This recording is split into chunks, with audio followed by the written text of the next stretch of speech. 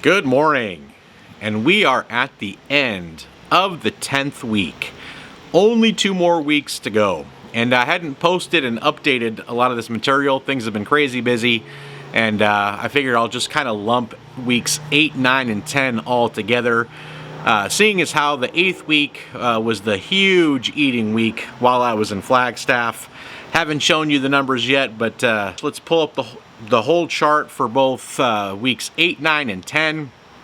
As we can see, week 8 was crazy. It was just that vacation time. Again, I hadn't posted it. I had talked about it, but now you can actually see the calories. It was wild. And Saturday, I just put 10,000 calories down because I wasn't able to calculate some of the foods I did for the Kids Challenge video, which we'll be posting shortly. But as you can see, I mean, it could have been more than 10,000. I don't know. It was a lot, and then there was a lot of calories for the rest of the week. It ended up averaging out almost 5,500 calories per day. I'm going to bring up the weight chart in a little bit.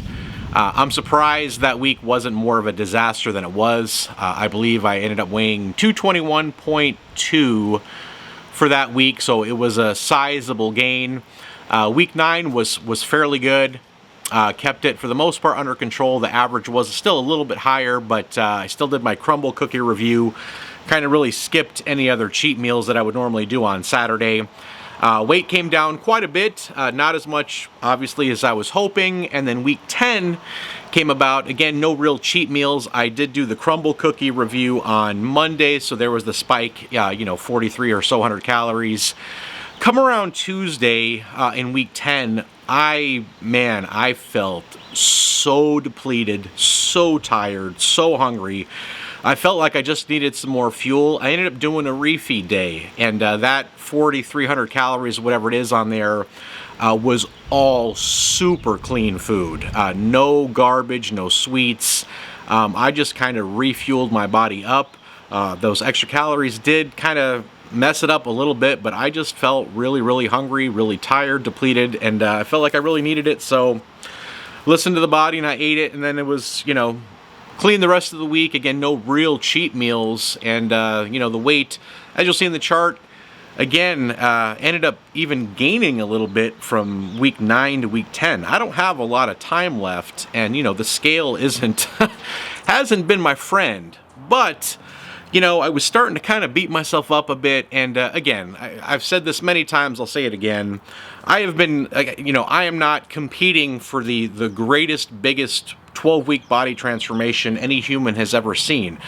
I have done this transformation with the mindset that, hey, I am going to cut, I'm going to lose weight, I'm going to gain muscle, I'm going to lose body fat, and I'm still going to enjoy cheat meals for the most part during the entire time, or almost the entire time. It's to show that you can do a cut without it being complete torture. You can do it in a manner that's not horrific. That it's like, okay, come around the next cut. Yeah, maybe it won't be as aggressive as it could be, but man, I'm not going to utterly kill myself. I can still enjoy myself a bit. So stick around. Later in the video, I'm going to show you actually how much more successful this body transformation is than I thought it was. I still have 2 weeks to go, but ultimately, what I've come to realize is I've put on a lot more muscle than I realized, and I've actually cut a lot more body fat than I realized as well. And it's going to come with a change in wardrobe that really is one of the best indicators of how much body fat you're really losing, and it's the waistline. And my waistline has gone down quite a bit. The other odd thing over the last 3 or 4 weeks is, for some reason, my strength has increased fairly dramatically, considering that I'm not eating as many calories as I normally do. I'm not sure what has attributed to that. I mean, I am killing myself to the absolute extreme, and I've really learned how to push my body to its limits. But being on a calorie deficit, I would not expect my strength to go up to the degree it has. It actually has stunned me a little bit for whatever reason. So I am busting in the gym 6 days a week. I'm killing it. I'm pushing it as hard as I can.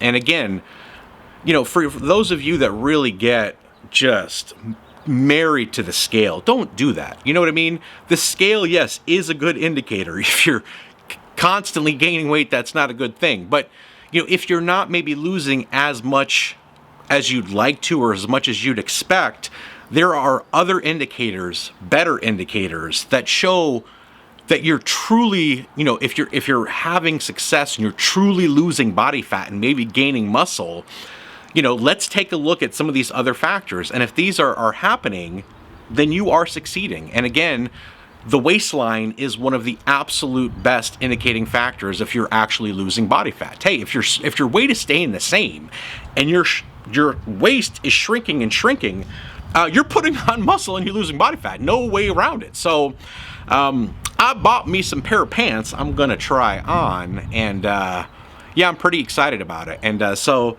again, hey, scale's not going perfect, but I am making some great progress. I look in the mirror, I feel great.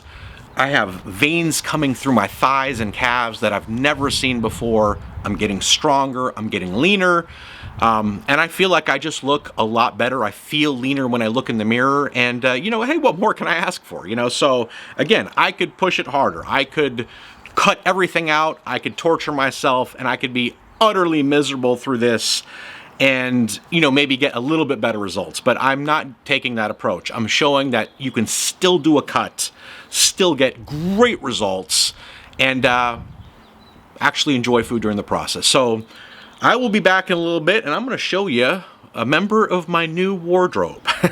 We'll see in a bit. Here I got myself a nice pair of jeans from Costco. And what excited me about these jeans is the size. Size 32. Now these size 32s, I believe they're a little bit of a stretch fit. Not that I needed it for the waist, but I needed it for the legs and the calves, because man, it is hard to find 32 pants that are going to fit my legs and calves, so they have to stretch a little bit, but I'm going to try these babies on. All right, my size 32s, let's try these things on for size.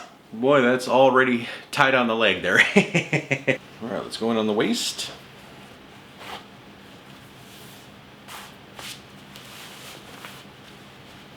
Yep, that's what I expected. So the waist, I mean, yeah, it does have a little stretch, but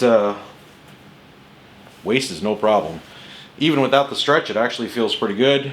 Where it is tight is on my legs. Man, this is super exciting. I'm not big into clothes or anything like that, but you know, when we're wearing size 50 pants at one point in time, and now you put on a pair of 32s, that feels pretty darn cool. I'm not a pro bodybuilder. I don't have abs of steel and whatever, but at the end of the day, I'm 44 years old. I'm 5'8" exactly.